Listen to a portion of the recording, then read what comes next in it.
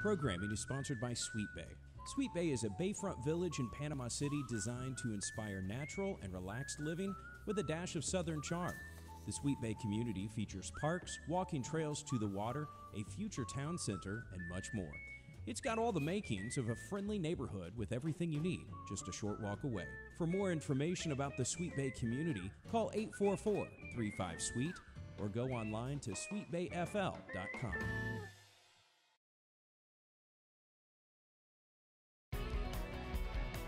This is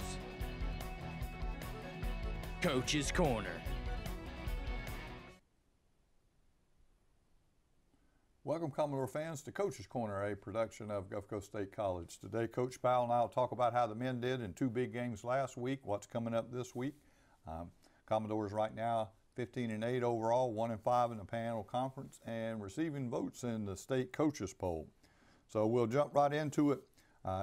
Last Wednesday, January 24, the #1 ranked team in the country and the #1 ranked team in the state of Florida came and played, Northwest Florida State Raiders. Had them at home, came up short there. They won both halves.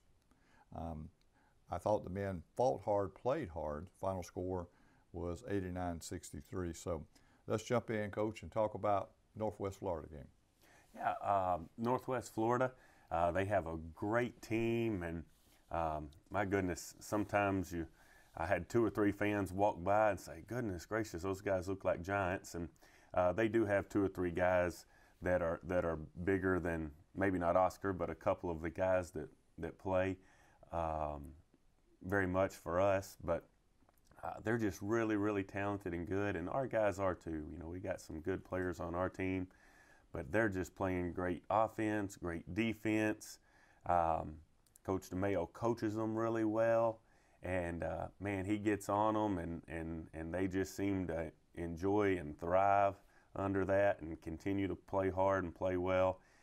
There's a great reason they're #1 in the nation and undefeated. And so kudos to them. We did play substantially better than the first time we played Northwest Florida State at their place, and I was proud that the guys competed. It's one of those things, it's a weird feeling as a coach when you lose and you don't just you're not just totally sick to your stomach because of their performance of the guys.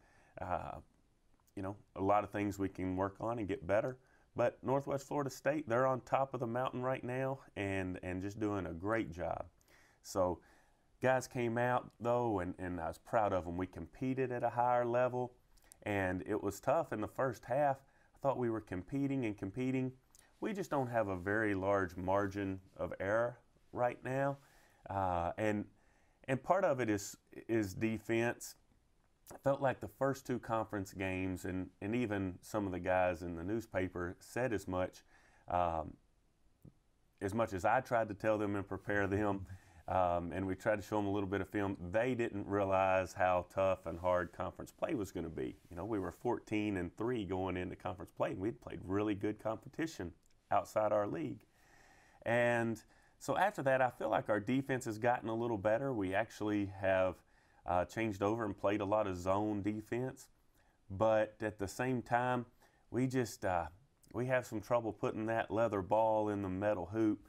And it's one of the darndest things, you know. We shoot a lot in practice, and we try to work a lot on getting shots up that are contested, catch and shoot off the bounce, shoot off of the move, things like that. We're just not putting many of them in there, but our boys are some good shooters, and they're some good guys. And so hopefully here soon we'll start putting a few of those in. And will we be able to knock off the Raiders next time we play them? I hope so. I'm not for sure about that. But we're going to go in next time we play Northwest Florida State, and we're going to give it all we got. And we're definitely going to plan and prepare to win that basketball game, and we're going to believe in ourselves. And one of the things you mentioned earlier, they improved from the first game to the second game. Yeah. And that's improvement. That's progress. Now, we're playing against a team, if we back up and look, they shoot 81% from the free throw line. 82% from the free throw line. They shot 53.6% from the three-point line, and they shot 54.5% from the floor. you know, Herman and I talked about it. They won a national championship a couple years ago, and this may be a better team all around than the team that won the national championship. I would agree with you, and that could be an interesting conversation to have with those guys that are over there. The head coach is the same, assistant coaches have changed. It'd be interesting. I think that this team is a little more balanced and a little better overall as well. I would concur with y'all on that. They have multiple guys that can score it. And when we played that team that won the national championship, I had a couple of very hard-nosed men that really, really wanted to win and really, really wanted to compete for 40 minutes at a high level. And that was Antoine Waters out of Baltimore and John Wade out of here in Panama City. And so since we had such a great, I would say, toughness factor and toughness leaders with those two guys, we could compete and play and stay right with them. And so we were able to knock them off a couple of times. But this time around, you know, every team's different, and we do, again, you know, we have some really good boys on our team that are going to grow up and be very good men, but we just don't really have that after about, say, 12 minutes, 13 minutes, that talent kind of wore on us, you could say, and they were able to separate and be up 16, 17 points at halftime, and so they're just really, really good. And then in the second half, it was 47-40, you know, so they're still adjusting and improving. There you go. So now the target or the mountain may be so tall that nobody may beat Northwest Florida this year. Might not. I mean, so very good team. Let's move on. Traveled over to Tallahassee Saturday and came up short 80-59. I thought the men played hard, but it's hard to find offense for the Commodores right now. You know, that's fair to say, and there might be times that, you know, a coach would hear that and be like, oh, you know, I mean, that's the truth, you know. I believe that, you know, if we combined our three guards that play the most minutes, I believe they were combined 0 for 13 from the field. We did start Daniel Kiley, and he had an okay outing. He was 5 of 11, I believe it was, maybe 6 out of 11 from the field. So Daniel did some good things for us. But, you know, it's tough, you know. And what ends up happening, two things end up happening, in my opinion, and I have been able to watch the game live and on film already, is that they really got some offensive rebounds that were long rebounds. And so we'll work, and hopefully a couple of our perimeter players will maybe improve and get a little better at going at the long rebounds, because they shot poorly from the three-point line. But they were able to get those offensive rebounds that went long, and then they were able to get buckets off of those, and so that hurt us. And then the poor shooting from the field, that made it tough for us as well. Because what ends up happening is that we have very few guys that they actually have to come out and guard in the perimeter. That makes it much tougher on Will and Quadray, who are our better scorers. And, you know, Quadray around the hoop, you know, he doesn't, percentage-wise, his field goal percentage, you know, isn't very good, but he does have a knack for getting that ball in there and making good moves and being light on his feet and putting it in the hoop around the basket. So it just makes it more difficult on Quadray and Will. And so maybe, you know, like I say, in practice they shoot it well, and they're good young men. And so maybe they'll start knocking some of those down. I'm going to keep believing in them and telling them that they are good enough to do it. And so if we can make some perimeter shots, if we can get some of those long rebounds with our perimeter players, you know, we were looking at maybe 10 minutes to go in the game, and we were right there. Right there. So. And then just all of a sudden, boom, boom, boom, and we weren't there anymore. And so, and you talked about it, they had 45 rebounds in the game, so they rebounded the ball well. And as I say right there, I want to say two things that, you know, intrigued me. Was their three-point shooting not being all that great, but then also they had many offensive rebounds. Do you have those handy? Yep. What are you looking for? What was their three-point percentage? Their three-point percentage, they were 9 of 31 for 29%. Yeah, so that's that's not a killer percentage. Now, 2 of the 9 that they made were off of offensive rebounds. So, and then Morris was the most effective three-point shooter. He was 6 of 10. There you go. So in other words, he buried himself in those corners, and he was pretty deadly. But everybody else was not quite as deadly as him. Yeah. So, so they didn't shoot the 3 that well, but those offensive rebounds. Does it say how many offensive rebounds they had? Offensive. 16. Let's see. They had 15 offensive rebounds. Okay, I thought 30 defensive rebounds, and yeah. The defensive rebounds, those 30, those are missed shots by us. But the 15, I think our stat program had 16, but our statistician could have, given them one they didn't get, or vice versa. So that's, that's too many. You would like for that number to be 6 or less for a game. So those second chance points that kept us from being right there at the end. And so and we played at Tallahassee, and Tallahassee is traditionally a hard place to play in the Panhandle Conference. It is. They good job by them for winning the game. And now, let's talk about it. Wednesday night, travel over to Pensacola State. So what do we expect, Coach? Well, I would expect our guys to compete and work hard for the team again, like they have been. At Pensacola, we get on the bus and we travel a couple hours, and so hopefully we'll be ready to play and play really tough and physical.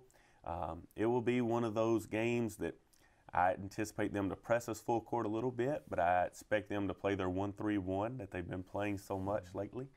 And then we'll do the same thing. We will try to mix up our defenses to keep them off guard, and their scoring has not been very high either, just like ours, so I would expect it to be a defensive battle, and I'm expecting and hoping that the Commodores, that the boys are going to come out and get us a victory. And we defeated them the first time we played them. So in other words, we have defeated them. If we look quickly at the Panhandle Conference, Northwest Florida State College, 6-0, perfect in the Panhandle Conference, 23-0 overall. Chipola 4-1. Tallahassee Community College 2-4, Pensacola State 1-4, and Gulf Coast State College 1-5. So that's kind of how the Panhandle Conference stands, and the pressure on the coaches and the teams. Only 2 teams move on. That's right. And so at this stage, trying to pick up some wins become important. So no doubt. If you want to play in the postseason, which you as a head coach already know that. So, but we got about a minute left. Anything you want to bring up, Coach? Oh, I'm looking forward to the rest of the season. Obviously, this is also the time of year when I get on the road to recruit a whole bunch, and so we're starting to develop a deeper list of prospects, and we'll be on the road. Coach Jackson and I will be doing that, and so that's always an exciting time of year. And we're going to try to finish this season and win as many games as we possibly can. And then we'll try to help these young men graduate from this great institution, and then also help them get to a 4-year school. So we've been fortunate to do that at a very high level over the years, and we're just looking forward to continuing to work hard and do that over these next few months. So for Coach Jay Powell, stay tuned, Commodore fans, and we'll be right back to talk about Lady Commodore basketball on the Commodore Sports Network. Programming is sponsored by Sweet Bay. Sweet Bay is a bayfront village in Panama City designed to inspire natural and relaxed living with a dash of southern charm. The Sweet Bay community features parks, walking trails to the water, a future town center, and much more. It's got all the makings of a friendly neighborhood with everything you need, just a short walk away. For more information about the Sweet Bay community, call 844-35-SWEET or go online to sweetbayfl.com. Welcome back, Commodore fans. Now let's talk Lady Commodore basketball. As you notice, Coach Scoville's not sitting here. She called this morning, could barely talk about to lose her voice, and that's kind of normal this time of the year and coaching and trying to get things done. So Coach Austin Mefford will sit here and assistant coach. Been here for a number of years, great assistant coach for the Lady Commodores. Lady Commodores come in 17-2 overall. More important than anything else, 5-1 in the Panhandle Conference, ranked number 1 in the state coaches poll, ranked number 4 in the NJCAA national poll. So, and I would say big games, but every Panhandle Conference game is a big game. So, but last Wednesday we had Lady Raiders from Northwest Florida State College come over.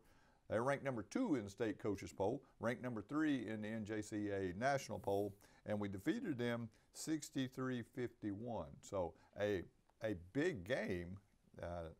Lady Raiders won the first quarter, and then Lady Commodores won the next 3 quarters, and overall winning 63-51 in a big game, Coach. Well, it was absolutely big at the time. You know, the two of us were tied for first place in the conference.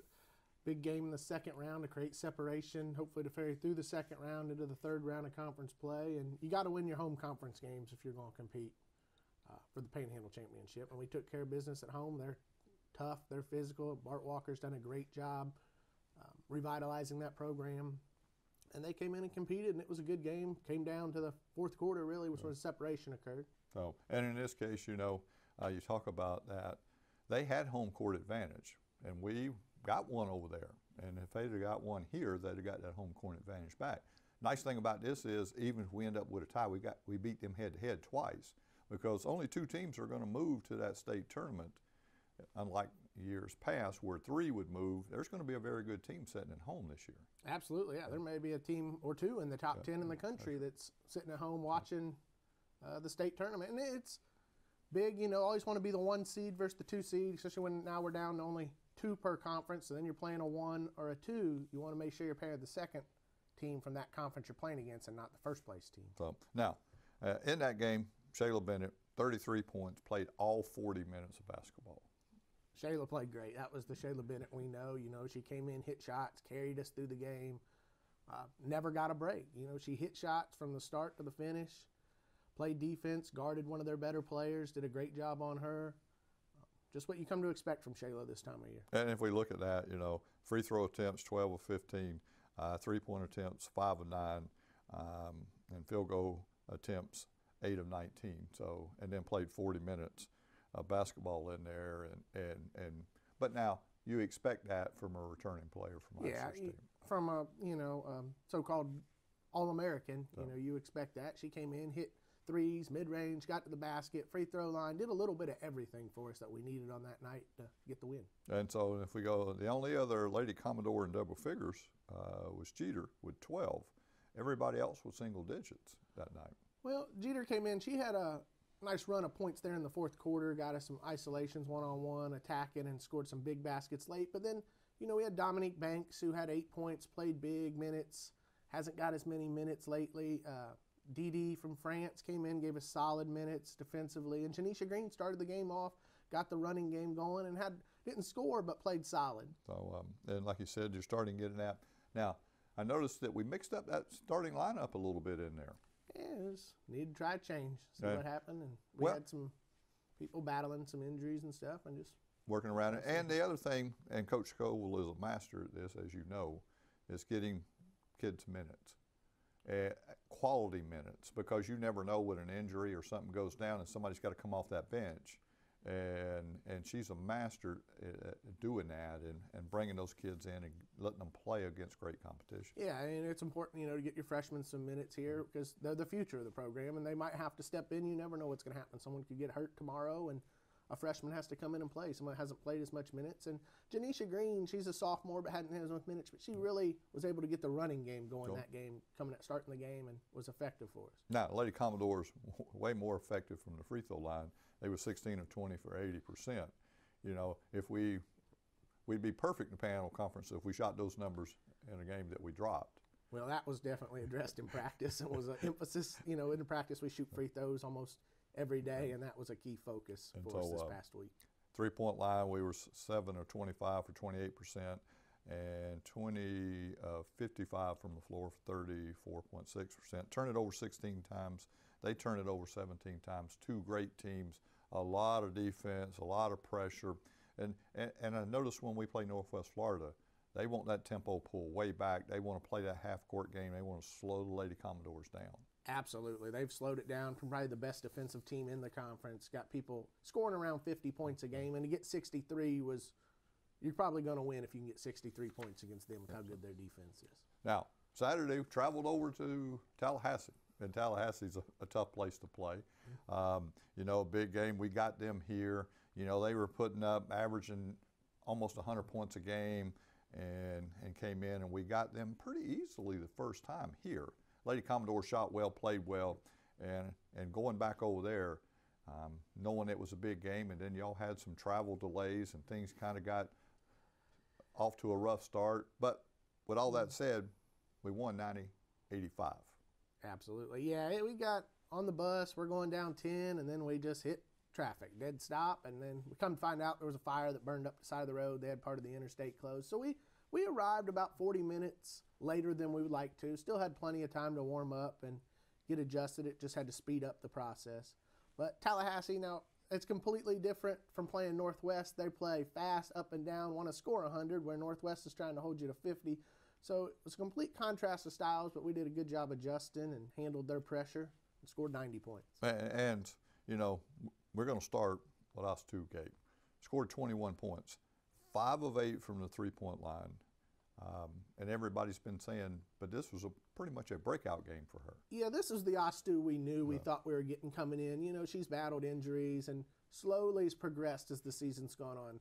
But, you know, she played on the French 3-on-3 team that beat the United States and won the championship. And this was the Astu that was playing on that team. And she's finally getting back to form, came in, was shooting with confidence, hit 5 threes, had 21 points. She's been coming along defensively as the season's going, and tonight, or the other night, was just the night the offense finally clicked, and hopefully we can continue to get that out of her. And she scored 21, playing 28 minutes.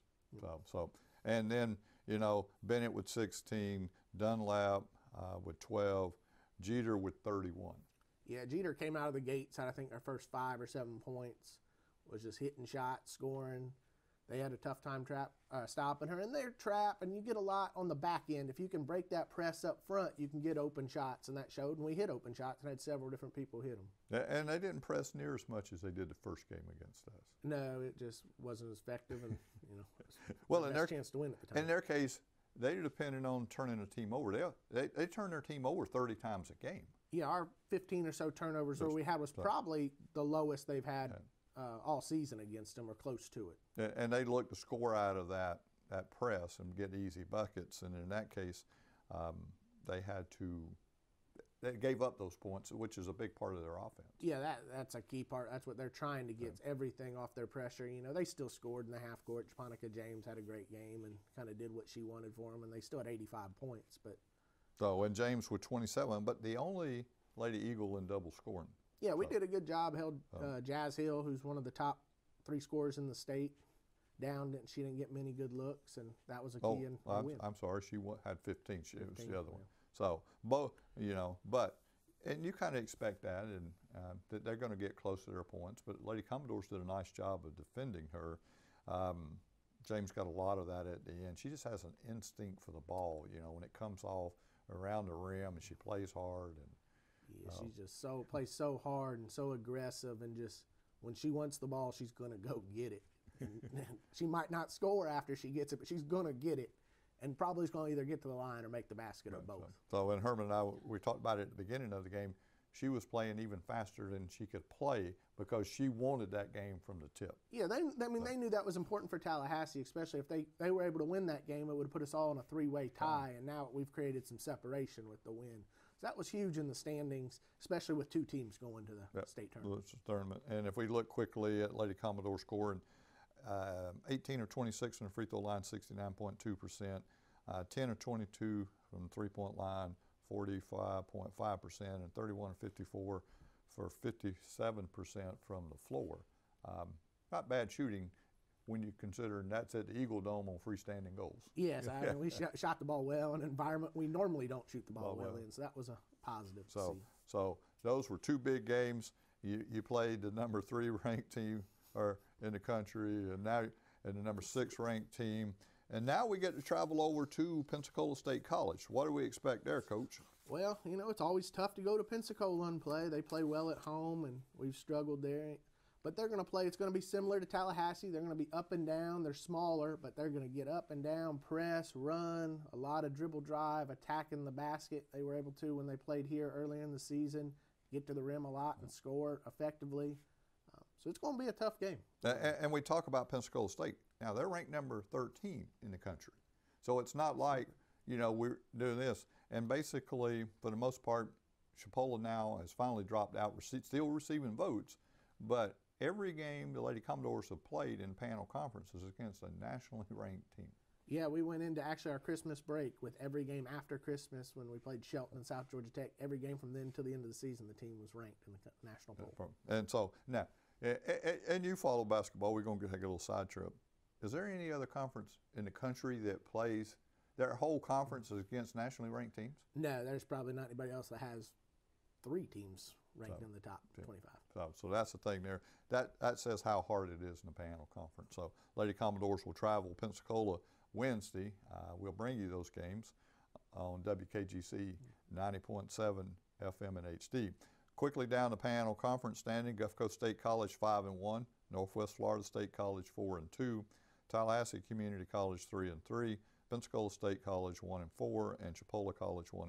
So now, you know, halfway through the season, every game now through the conference play are huge. Yeah, I mean, these next 2 we're playing teams that are in the bottom of the standings, but they're not 1-4 teams, and they both have a little need to win to stay in the race, and it's going to be tough to the next 2 games, especially Pensacola going on the road. It's going to be tough because they need to win that game to keep them in the race. And they need to win, and it's a long road trip. I mean, it's a long way. Tallahassee, you would say it's a long road trip, but we play Eastern time. So we play at 4:30 instead of 5:30, so we get home an hour earlier. But it will be late for Herman and I get home on Wednesday night. Absolutely. Or Thursday morning.